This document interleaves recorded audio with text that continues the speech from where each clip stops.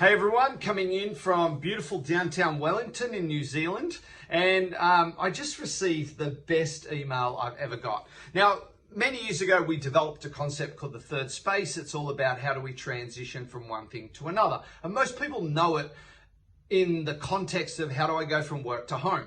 But it also applies to the micro transitions in our day, like how do we go from a frustrating meeting into the next one and not carry the mood and mindset of that frustration into it. It's like, how do we reset ourselves, but get ourselves in a state where we're going to get the most out of the next thing we're about to do. You know, whether it's, how does the salesperson get over rejection and not carry that into the next sales opportunity?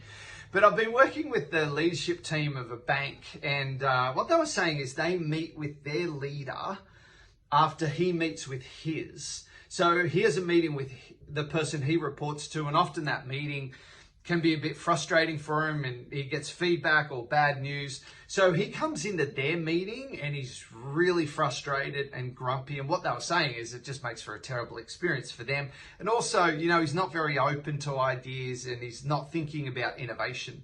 So they went, all right, how do we take the third space and help him transition? And one of the guys in the group, who's a bit of a character, started to tell him a really bad dad joke at the start of the meeting. And this became a thing. And what they said is it totally changes his mood, helps him reset, and he's much more open, and it's just a better experience. And they were saying they were particularly busy and someone forgot to prepare a dad joke. And when they sat down, he's like, where's my dad joke?